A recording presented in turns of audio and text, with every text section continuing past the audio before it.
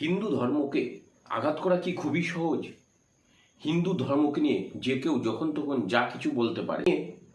যখন তখন হিন্দু ধর্মকে আঘাত করা বা হিন্দু ধর্মের ভাবাবেগকে আঘাত করার মতো ঘটনা সামনে আসে, কারণ সেখানে কোনো প্রতিবাদ হয় না। আর এই রকম কথা যখন একটা আইনসঙ্গত আইনের জায়গা থেকে আসে, তখন আরও ভাবিয়ে তোলে। এরকম ঘটনা আমরা সামনে প্রায় শুনতে পাই।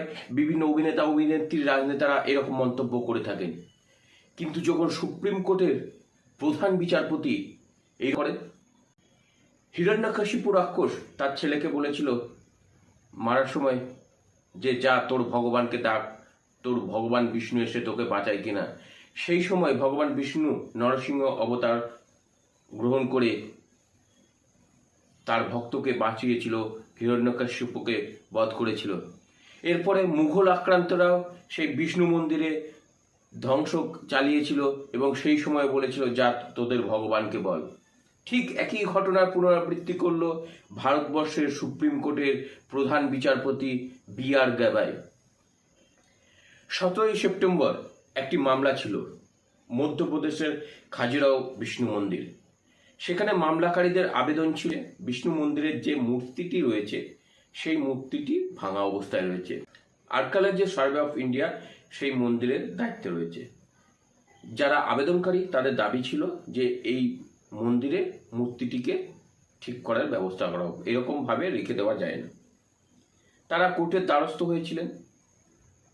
সেখানে কোর্ট বলতে পারত যে এটা আর্কিওলজি সার্ভে অফ ইন্ডিয়া, তারা যেটা করবে সেটা হতে পারে, সব বিষয়ে কোর্ট হস্তক্ষেপ করবে না। কিন্তু সেখানে প্রধান বিচারপতি যিনি রয়েছেন বি.আর. গাভাই, তিনি কি মন্তব্য করলেন? Go and ask your Lord do something. আপনি যদি আপনার ভগবানের কঠোর ভক্ত হন, তাহলে আপনি গিয়ে সাধনা করুন, আপনার ভগবানকে কিছু করতে বলুন। এই মন্তব্য কেন হঠাৎ করে?